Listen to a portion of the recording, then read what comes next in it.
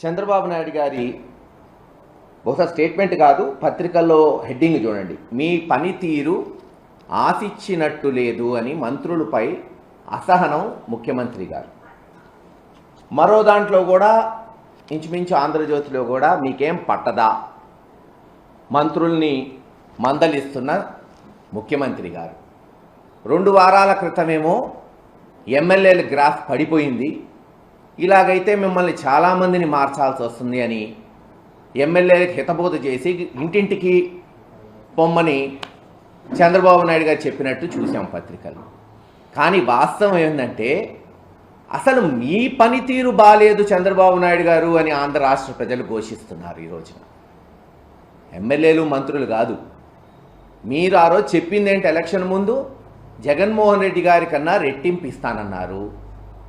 ఒక్కొక్క మహిళకి నెలకి 1500, సంవత్సరానికి 18,000 ఇస్తానన్నారు. ఏదో డబ్బు చెప్పండి, 13 నెలలు అవుతుంది. ఎప్పుడు ఇస్తారు, ఎప్పుడు మొదలు పెడతారు తెలీదు. లేదు 20 లక్షల ఉద్యోగాలు ఇస్తారన్నారు. అంటే సుమారు నియోజకవర్గానికి 10 నుంచి 13,000 ఉద్యోగాలు వస్తాయి, ప్రభుత్వ ఉద్యోగాలు. ఇచ్చే వరకు ఒక్కొక్క ఉద్యోగికి నెలకి 3,000 రూపాయలు నిరుద్యోగ భృతి. ఏది ఆ నిరుద్యోగ భృతి చెప్పండి? పోనీ 12 నెలలు అయిపోయింది, ఈ నెల నుంచైనా మొదలు పెట్టాలిగా. పోయిన సంవత్సరం ఎగ్గొట్టిన 36,000 రూపాయలు మరి స్టూడెంట్స్కి పోయినట్టే, ఆడవారికి 18,000 పోయినట్టే, అమ్మఒడి ఇవ్వలేదు, అది 15,000-30,000 పోయినట్టే 2 పిల్లలుంటే. రైతు భరోసా, అన్నదాత సుఖీభవ అని పేరు మార్చారు. ఎవరు సుఖంగా ఉన్నారు? పోనీ అదన్నా ఇచ్చారు, అది లేదు, ఎగ్గొట్టారు. అందుకని ప్రజలు ఏదైతే కోపంగా ఉన్నారో, ఈ ప్రభుత్వం మీద తీవ్రమైన అస్థానం ఉన్నారో, దాన్ని కప్పిపుచ్చుకోవడానికి పాపం బక్రాలు అంటారు, బలిపశువులు. ప్రత్యర్థులు కావచ్చు, అయినా ఎమ్మెల్యేలు మంత్రుల మీద జాలి కలుగుతుంది. ఎందుకంటే వాళ్ళని బలిపశువులు చేస్తున్నాడు చంద్రబాబు నాయుడు గారు. ఈరోజు వాస్తవానికి ఆయన మీద, ఆయన ప్రభుత్వం మీద తీవ్రమైన అసహనంతో ప్రజలున్నారు. అందుకే గడప గడపకు పోతే నిలేస్తున్నారు ఎమ్మెల్యేలని. వాళ్ళు చేయలేక పాపం తానాలని, ఆటాలని, లేదు కొన్ని చోట్ల కొన్ని నియోజకవర్గాల్లో అయితే వాళ్ళ కొడుకుల్ని, వాళ్ళ బంధువుల్ని దిప్పుతున్నారు. ఎందుకు? ఈ తిట్లు భరించలేకపోతే ఆడవాళ్ళు నిలేస్తున్నారు. మరి అయ్యా జగన్మోహన్ రెడ్డి గారు ఉన్నప్పుడే హాయిగా ఉంది, పాలిచ్చే ఆవుని తన్ని ఎగిరిదన్ని ఆంబోతుని తెచ్చుకున్నాం అని చెప్పేటప్పటికి వాళ్ళకి ఇంకా తిరగలేక చేతులు ఎత్తుతున్నారు. తెలుసు, ఒక్క సంవత్సరంలో ఇంత భ్రష్టు పట్టిన ప్రభుత్వం బహుశా ఆంధ్ర రాష్ట్ర చరిత్రలో గడిచిన 30-40 సంవత్సరాల్లో ఎవరు చూడలేదు. కానీ ఇది వాస్తవం. అంటారు తల్లికి వందనం నారా లోకేష్ గారు కనిపెట్టారంటే ఏంటి? పేరు కనిపెట్టాడు. అమ్మకు వడి అనేది జగన్మోహన్ రెడ్డి గారు భారతదేశంలో మొట్టమొదటిసారి చదువుకునే పిల్లలకి 18,000 ఇచ్చారు తల్లికి. కేవలం ఆ పేరు కనిపెట్టాడు. దానికే ఆయన కనిపెట్టినట్టు ఆయనకి కితాబు. మరి క్వార్టర్ 99 రూపాయలకి విచ్చలవిడిగా వీధిన బెల్ట్ షాపులు పెట్టి అమ్ముతున్నారు. అది ఎవరు కనిపెట్టారు? ఈ తెలుగుదేశం ప్రభుత్వంలో 1,60,000 కోట్లు అప్పు చేసి ఆంధ్ర రాష్ట్రంలో రికార్డు స్థాపించారు ఒక సంవత్సరంలో. అది ఎవరు కనిపెట్టారో చెప్పండి? అట్లాంటివి చెప్పరు. ప్రతి విషయం ఈ రోజున రైతులు అన్యాయం అయిపోతున్నారు. ఏ పంట కన్నా గిట్టుబాటు ధర ఉందా? వరికి కానీ, పత్తికి కానీ, మిరపకు కానీ, కందులకు కానీ, మినువులకు కానీ, అరటికి కానీ, పొగాకు కానీ, చివరికి మామిడికి. ఏంటి జగన్మోహన్ రెడ్డి గారు చేస్తున్న తప్పు ఈరోజు చెప్పండి? ప్రతిపక్ష నాయకుడిగా 3-4 నెలల్లోనే ఓడిపోయినా సరే ప్రతిపక్షానికి కూడా బాధ్యత ఉంటుంది. ప్రజాస్వామ్యంలో ప్రజల పక్షాన నిలబడి గలమెత్తుతాను, రైతుల పట్ల పోరాడతాను, వాళ్ళకి రావాల్సిన హక్కులు, వాళ్ళకి రావాల్సిన ధరలు కొరకు వాళ్ళ జీవితాల్లో మెరుగుపరచడానికి ప్రయత్నం చేస్తున్నాడు. పొదిలికి పోయాడు పొగాకు రైతుల కొరకు, గుంటూరుకు వచ్చాడు మిర్చి రైతుల కొరకు, నిన్న చిత్తూరు, బంగారుపాళ్యం. ఎవరి కోసం పోయాడు? ఇప్పుడు ఏమైనా ఎలక్షన్లు ఉన్నాయా? ఇప్పుడు ఏమైనా ఓట్లు ఉన్నాయా? ఏమీ లేదు.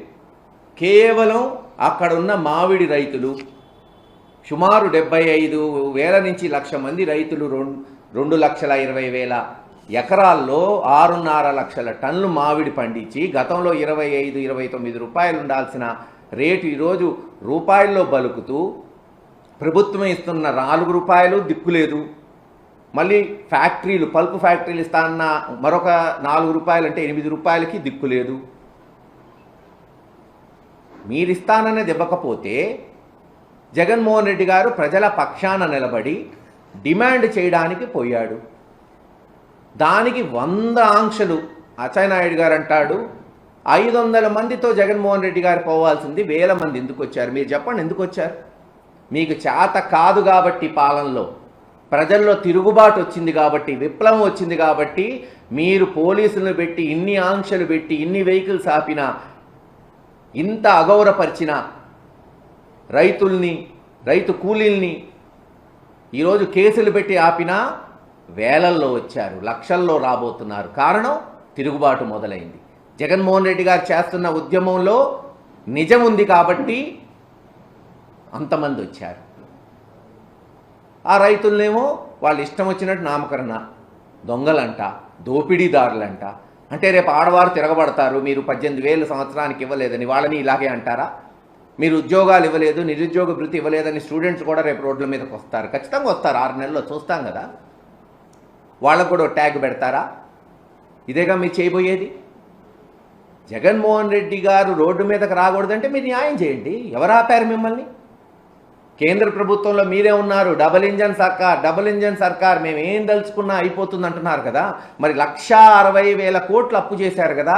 దాంట్లో 5%, కేవలం 5% అంటే ఒక 8,000 కోట్లు ధరల స్థిరీకరణ నిధికి ఇచ్చుంటే ఈరోజు జగన్మోహన్ రెడ్డి గారు రావడానికి ఉండదు, అడగడానికి ఉండేది కాదు కదా రైతుల పక్షాన. ఇన్ని లక్షల మంది, కోట్ల మంది రాష్ట్రంలో అనేక పంటల రైతులు అప్పుల పాలైతే లెటర్లు రాస్తున్నారు, ప్రేమలేఖలు కేంద్ర ప్రభుత్వానికి. లేఖలు రాయడానికా? మీరు ప్రభుత్వంలో ఉంది, మీరు వాళ్ళు గెలిపి డెసిషన్ తీసుకోలేరా? కేంద్ర మంత్రులు ఉన్నారే, గొప్పగా చెప్తున్నారే. 2 మంత్రులు రామ్మోహన్ గారు, లేదు చంద్రశేఖర్ గారు ఉన్నారు. ఏం చేస్తున్నారు? పోరాటం చేయలేరా? తలలు వంచలేరా? డబ్బులు తీసుకురాలేరా? రైతులను కాపాడలేరా? చెప్పండి. చేత కాకపోతే చేత కాదని చెప్పండి, ఏం పర్లేదు. ఏమీ చేయకుండా ప్రతిపక్ష నాయకుడు వస్తేనేమో దాని మీద ఇష్టం వచ్చినట్టు మాట్లాడటం, వైఎస్ఆర్సీపీ నాయకుల మీద కేసులు పెట్టడం, ఇష్టం వచ్చిన హెడ్డింగులు. పోలీసులపై రెచ్చిపోయిన జగన్ ఒక హెడ్డింగు. ఆయన పోలీసులతో మాట్లాడుతుంటే ఫోటోకి హెడ్డింగ్కి అసలు సంబంధం ఉండదు. రప్ప అంటూ రెచ్చిపోయిన జగన్ ప్రశాంతంగా మాట్లాడుతున్నాడు అక్కడ పోలీసులతో. వీళ్ళు మటుకు వీళ్ళేదో విన్నట్టు పక్క నుండి విలేకరులు వీళ్ళకే వినపడేటట్టు.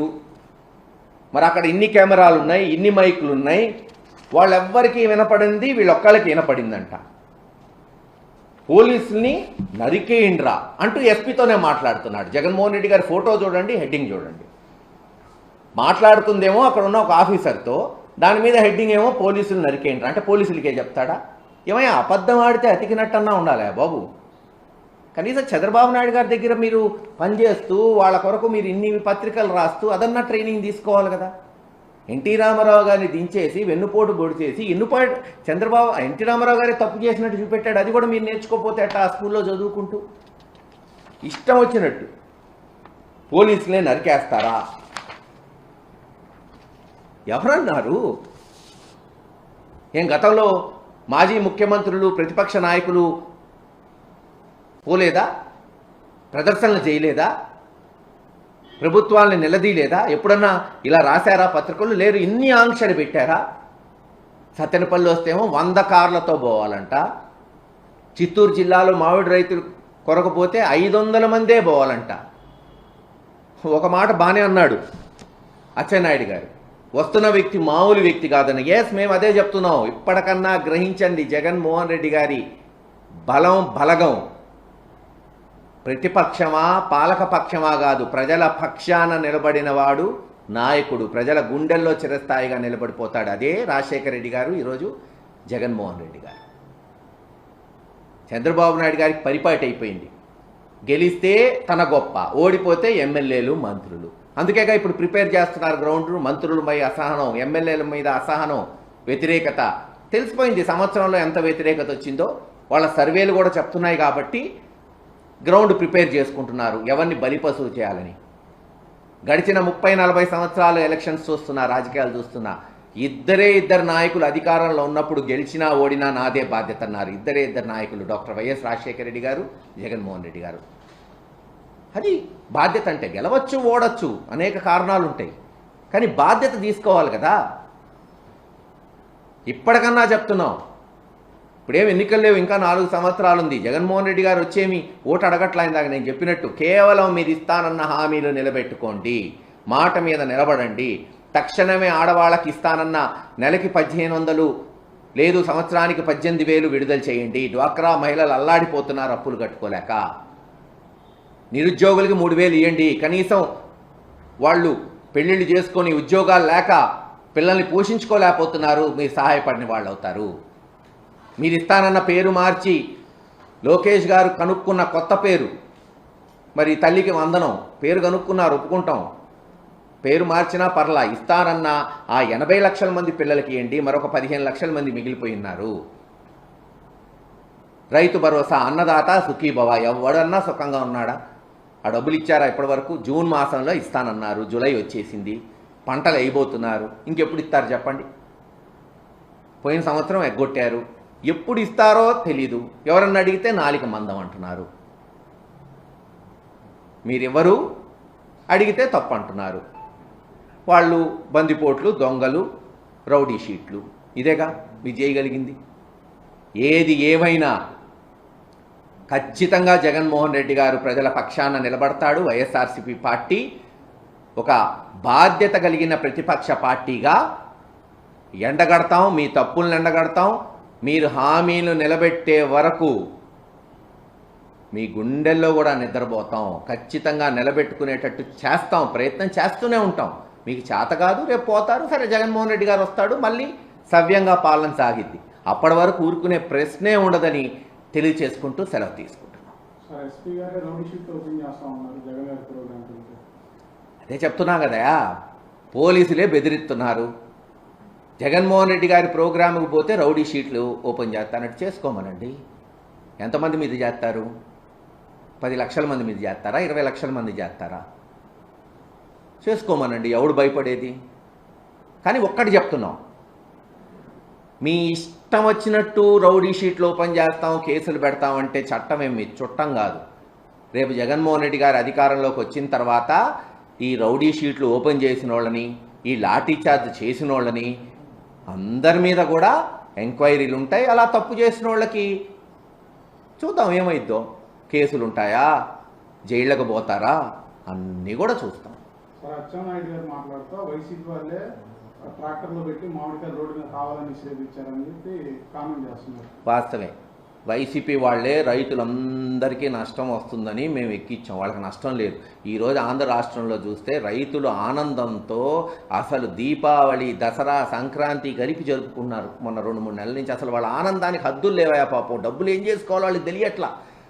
అంత లాభాలు వచ్చి డబ్బుల్ని ఏం చేసుకోవాలో తెలియక బీరువాల్లో దాచిపెట్టి ఆ డబ్బు మొహం ఇంకా చూడకూడదురా అనుకుంటున్నారు. అంత డబ్బు వచ్చింది వాళ్ళకి. ఏం చేస్తాం చెప్పండి? మిర్చి రైతులు, వరి రైతులు, పత్తి, ఒకటి కాదు, కందులు, పొగాకు, లేదు నిన్న మామిడి. అరే పక్కనున్న కర్ణాటకలో ఏమో దాదాపు 15-16 రూపాయలు ఇస్తుంటే ఇక్కడ దిక్కు లేదు. వీళ్ళేమో చెప్తారు మేము ఎంత చెప్తే అంతే మోడీ గారు అంటారు. మరి చెప్పండి అయ్యా బాబు, మేము కూడా ఏకివి, మీరు ఎంత చెప్తే అంతే కదా. ఆయనకి చెప్పి 4 రూపాయలు ఇప్పించమంటున్నాం. మేమేమన్నా వేరే మాట్లాడా? జగన్మోహన్ రెడ్డి గారు ఏమన్నా తప్పు మాట్లాడా? ఇవ్వండి అయ్యా బాబు అని అడుక్కుంటున్నాం రైతులకి.